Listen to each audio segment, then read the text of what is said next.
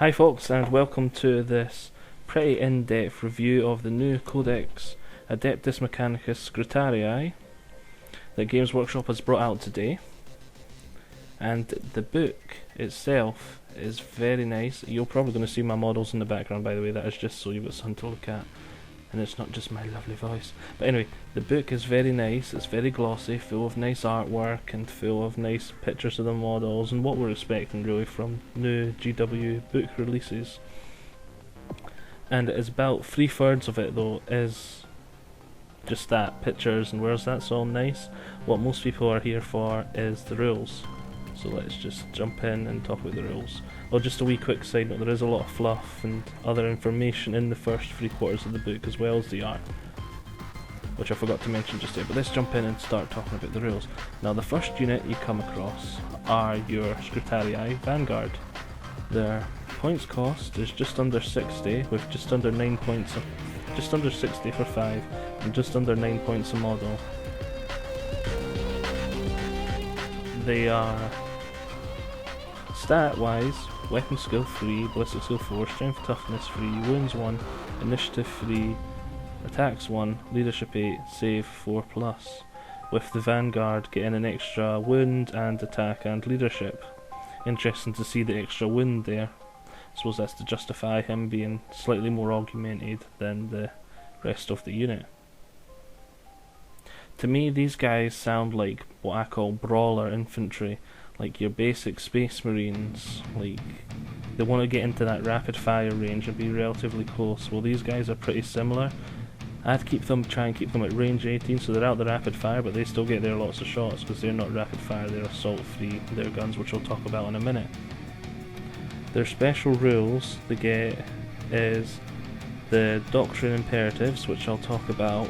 I suppose I'll talk about that now. The Doctrine Imperatives are a special rule for this codex, where every model, like at the beginning of your movement phase, you got 1 of 6. You can choose, or you can choose to or not to do one of these imperatives, and basically what they do is they'll increase your weapon skill and ballistic skill between 1 and 3, but then lower it by 1 under what you choose. So say you want to increase your ballistic skill by 3, it'll lower your weapon skill by 2 until your next movement phase. And you can only choose each level once, so you can't have your ballistic skill up 3 every single turn. You can only do ballistic skill up 3 and weapon skill down 2 once. Then you could do next turn, you could do up 2 and down 1. And obviously you could do the weapon skills one as well.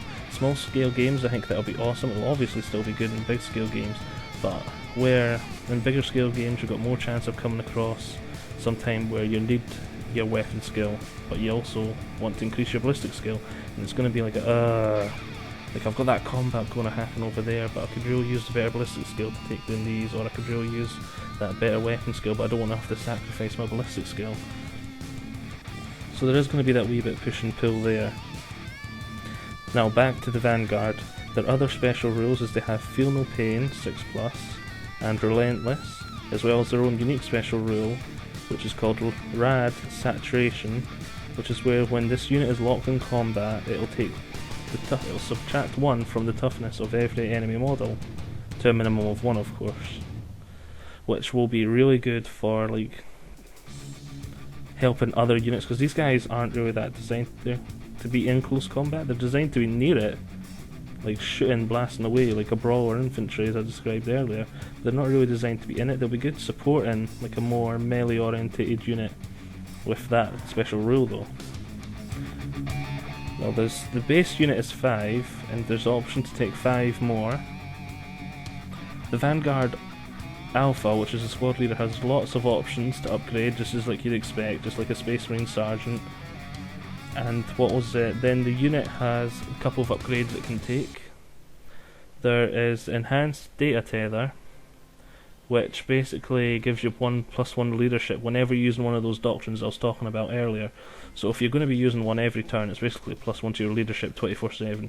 But if you come across that turn where you're like, I really don't want to lower either one, and I've already used both my +1s, because when you do the +1 ones, there's no negative, because 0 is what you're taking away.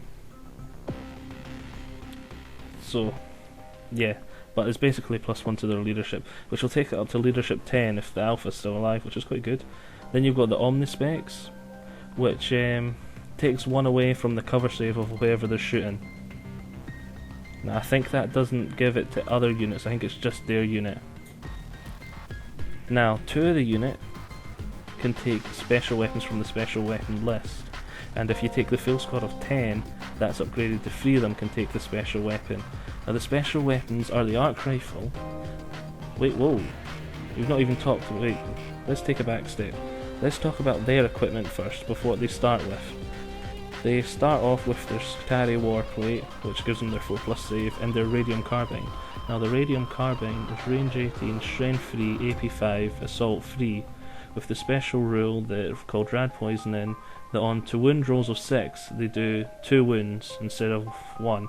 So they'll obviously be, whenever you roll a 6 onto wound, like say you roll 5 dice, get 2 6s, and like 3 fails to wound, you'll have 4 wounds cost, so they'll need to make 4 saves instead of just the 2. That's an example there, if I didn't confuse anyone. So yeah, that is quite good. It's a quite good, it's like a shorter range bolter but with more shots, and it's assault, so they'll want to keep moving, especially if they're relentless. Yeah. That also, the rad poison on 6s will also be useful against monstrous creatures, where you're going to be wounded on 5/6s anyway. Just that wee bit bonus. It'll be great against like horde armies. It'll chew them up. So yeah, they're going to be causing wounds. It's still just strength 3, but that's still going to cause a lot of wounds. Especially when it's 3 shots per model. Right, now back to the special weapons they can take 2 of or 3 of depending on the unit size. We've got the arc rifle first, which is range 24, strength 6, AP 5, rapid fire and haywire. Doesn't seem that great on these guys.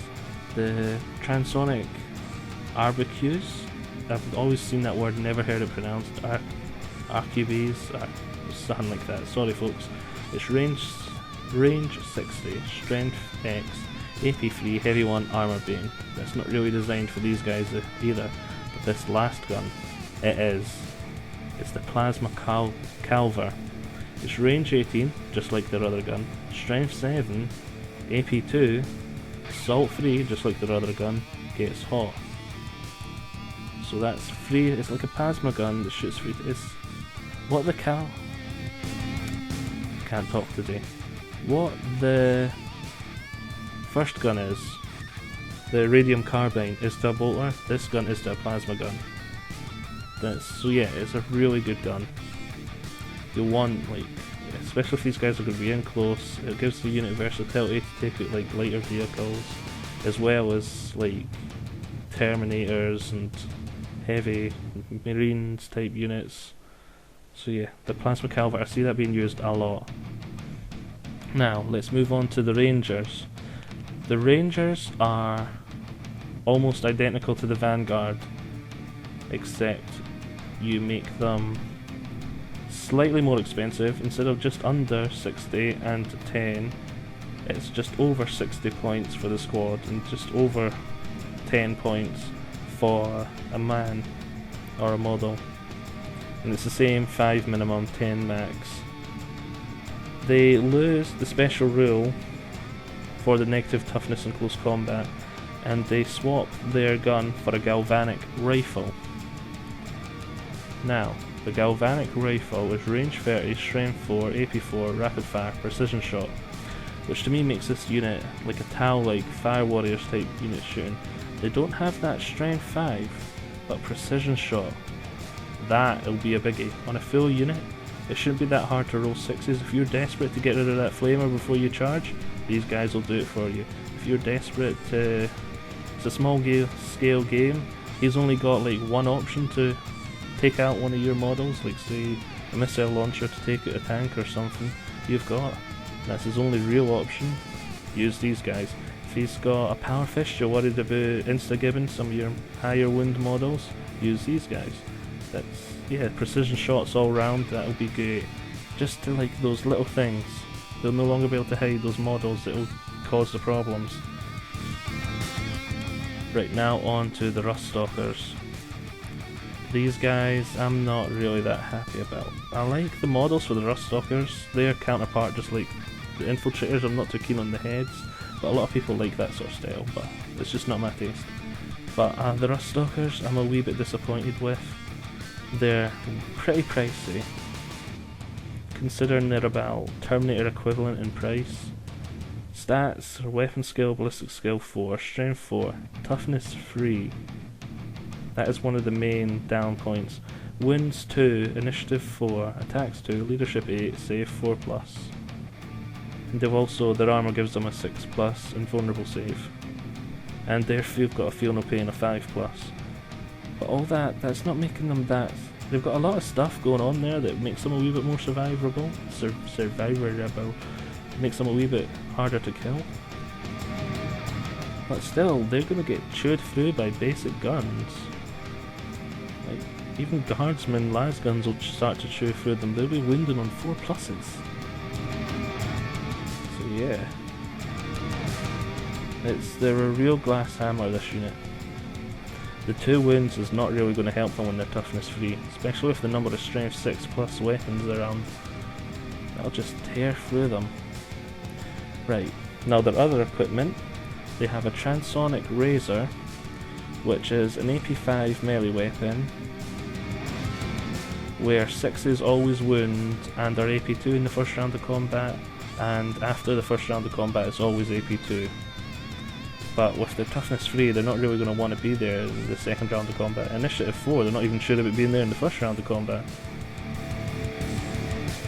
They also have a cord claw, which then also has a transonic roll, so they're not losing it. Takes one of their attacks and they can make it initiative 10. Now that'll be handy against stuff like Eldar that would normally get to go before them and would just insta-give them. They also have Mind Scrambler grenades, which is basically haywire assault grenades with range 8, always wound on a 4+, AP4, assault, blast 1, haywire, what you'd expect really.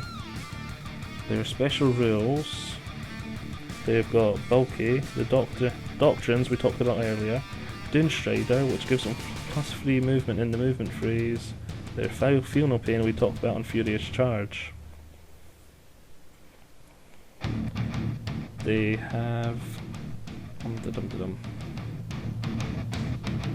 Their Princeps has options, just the Special Issue Wargear and Relics of Mars. He doesn't have as much options as the other guys, but he doesn't really need it because he's already got quite like upgraded equipment in comparison.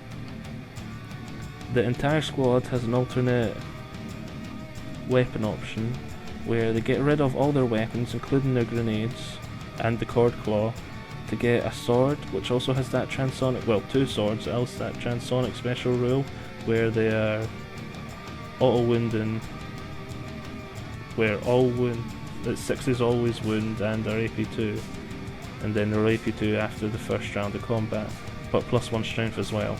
So they're losing that initiative 10 attack, but gaining an extra strength all round. In short, if I haven't overly complicated it. The Princeps gets the option to take his cord claw back if he does take the swords. He also has an option for a data spike, which is an extra attack at the beginning, I think. I seem to have lost my note on that one. Page 75, let's quickly check it up for you just to make sure that's right. Page 75, almost there. Data spike, where are you? Model equipped with this weapon has a special rule that makes melee attack. Data spike. That's what the cord claw does. Where's cord claw? Okay, no, the data spike's the extra initiative 10. These guys don't get it at all. They had... The cord claw gives them an additional special rule. Okay, so take that back what I said about the cord claw earlier. The cord claw, when a model equipped with a cord claw makes a close combat attack, one of its attacks will be a dissonance attack roll.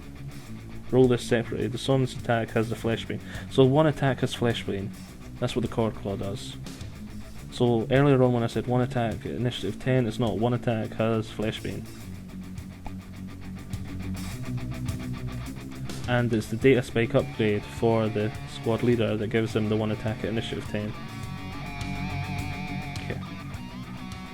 Right, now just like the Skirarii Vanguard and Rangers, these guys have basically an alternative model to build from it.